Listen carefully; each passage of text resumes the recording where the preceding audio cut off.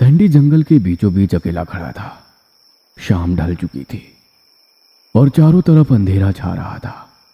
तभी अचानक एक भयानक चीख हवा में गूंजी, मानो किसी लड़की का कलेजा चीर दिया गया हो। सैंडी के रोंगटे खड़े हो गए। उसने दहशत से इधर उधर देखा। कुछ देर बाद फिर से वही चीख सुनाई दी। इस बार ये और भी ज्यादा भयानक थी। सैंडी की नजर जैसे ही सामने घने पेड़ पर पड़ी तो कड़कड़ाती हुई सर्दी में उसके शरीर से पसीने की धाराएं बहने लगी। उसने देखा कि उस घने पेड़ के ऊपर कोई लड़की बैठी हुई थी। उसकी आंखें रात के अंधेरे में किसी बिल्ली की तरह चमक रही थी। तभी उसके कानों में उसी लड़की की भारी आवाज टकराई। तुम बचकर नहीं भाग सकते, तुम सिर्फ मेरे हो। अचानक एक तेज तूफानी हवा का झोंका उसके शरीर से टकराया। सैंडी उछलता हुआ उसी पेड़ के ठीक ऊपर जाकर लटक गया। सैंडी के सामने एक बड़ी सी अजीब और भयानक दिखने वाली लड़की, जिसकी आंखों की पुतलियां पूरी तरह से सफेद थी। उसके काले पंजे किसी शिकारी भेड़िए के मानिंद थे। उसकी जीभ इतनी लंबी थी कि वो अपनी जीभ से अपने चेहरे को बार बार चाट रही थी। सैंडी अचानक अपने बेड पर से जाग उठा। उसकी सांसें तेज चल रही थी और पूरा शरीर पसीने से नहाया हुआ था। उसने डरते हुए चारों तरफ देखा। उसका दोस्त आकाश, जो उसके साथ ही कमरे में रहता था, उसके बगल में बैठा हुआ था। आकाश ने तुरंत समझ लिया कि सैंडी ने फिर से वही भयानक सपना देखा है। उसने एक पानी की बोतल निकाली और सैंडी को दी। सैंडी ने एक ही सांस में पूरी बोतल खाली कर दी। ऐसे डरावने सपने सैंडी को बार बार आते रहते थे। तो दोस्तों, आइए जानते हैं कि कौन सा राज छिपा है उन सपनों के पीछे। अगले दिन सैंडी हमेशा की तरह अपने रूममेट और जिगरी यार आकाश के साथ कॉलेज के लिए निकल पड़ा। सैंडी की जिंदगी में सिर्फ दो ही लोग थे जिनसे वो घुलता मिलता था, आकाश और उसकी दोस्त पारुल। कॉलेज में आकाश और सैंडी एक दूसरे के साथ बातें करते हुए चल रहे थे। आज मौसम फिर से खराब है, लगता है आज फिर बारिश होगी। एक तो वैसे भी सर्दी ने हालत खराब कर दी है और ऊपर से ये पहाड़ी बारिश जान लेने में कोई कसर नहीं छोड़ रही। तभी उनकी नज़र सामने खड़ी पारुल पर पड़ी, जो अपनी ब्लैक जीन्स में किसी फैशन डिवा की तरह खड़ी थी। उसकी मुस्कान सैंडी के दिल में बिजली सी दौड़ा गई। सैंडी ने आकाश की तरफ देखा और एक शरारती मुस्कान के साथ बोला, तू यहीं ठहर मेरे भाई, लगता है मुझे किसी ने बुलाया है। इतना बोलकर सैंडी पारुल के पास चला गया। कुछ देर बाद वो दोनों कॉलेज के खाली क्लासरूम में बैठे हुए थे। इस कॉलेज में सिर्फ तुम ही हो जो मुझे समझते हो। ऐसा नहीं है पारुल, सच तो ये है कि इस पूरे कॉलेज में मुझे सिर्फ दो ही लोग तो अच्छे लगते हैं, एक मेरा दोस्त आकाश और दूसरी तुम। तुम मुझे कभी छोड़ोगे तो नहीं सैंडी? तभी अचानक क्लासरूम का दरवाजा खोलकर राहुल नाम का एक लड़का अपने दोस्तों के साथ वहां पर घुस आया और सैंडी की ओर देखकर मजाक उड़ाने वाले अंदाज में बोला, ऐसा लगता है इस कॉलेज ने पागलों को एडमिशन देने का ठेका ले रखा है। अबे क्लासरूम पढ़ने के लिए होती है, चल निकल यहाँ से। सैंडी पारुल के साथ खामोशी से क्लासरूम से निकल गया। राहुल ने पारुल को बुरी तरह से इग्नोर कर दिया। इसके इग्नोर करने के अंदाज से ऐसा लगता था मानो कि उसे पारुल से कोई मतलब ही ना हो। कॉलेज से बाहर निकलकर सैंडी गुस्से से पारुल से बोला, मुझे आज तक कभी राहुल के ऊपर इतना गुस्सा नहीं आया। जी तो कर रहा था कि उसे वहीं जान से मार दूं। सैंडी की बात सुनकर पारुल की आंखों में रहस्य के साए लहराने लगे। उसकी आंखों में एक अजीब सी चमक आ गई। तुम्हारा पहली बार उसे मारने को मन किया तो फिर तो उसे मरना होगा। सैंडी का मूड बुरी तरह से खराब हो चुका था। वो चुपचाप अपनी बाइक लेकर सीधे अपने घर की ओर चला गया। शाम के समय राहुल अपनी बाइक को दौड़ाए जा रहा था। तभी अचानक राहुल की बाइक के सामने सैंडी आकर सम्मोहित अवस्था में खड़ा हो गया। राहुल ने तुरंत ब्रेक दबा दिए और गुस्से से बाइक से उतरता हुआ बोला, अबे तेरा दिमाग तो ठीक है? मरना ही है तो जाकर किसी ट्रक के नीचे जाकर मर। सैंडी अजीब सी अवस्था में राहुल की ओर देखकर बोला, तूने मेरी गर्लफ्रेंड के सामने मेरी इंसल्ट करके अच्छा नहीं किया।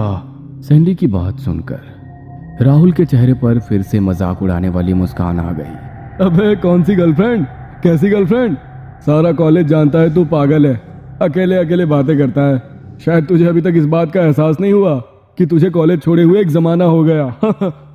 तभी सैंडी अपना सर पकड़कर घुटनों के बल बैठकर दर्द से बुरी तरह से चीखने लगा।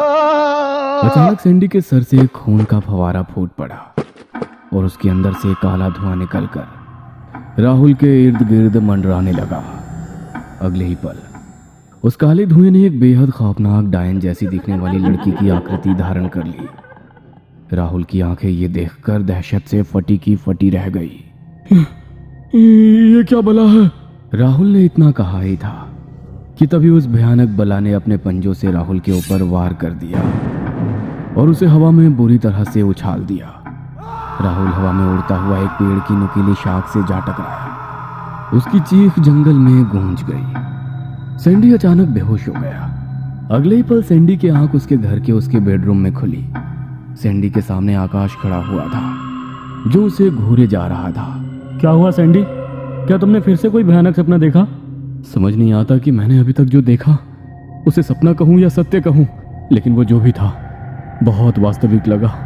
अचानक सैंडी की नजर अपने हाथों में चली गई। सैंडी के हाथ पूरी तरह से खून से रंगे हुए थे। अपने हाथों में खून सना हुआ देखकर सैंडी को बुरी तरह से चक्कर आते हुए महसूस होने लगे।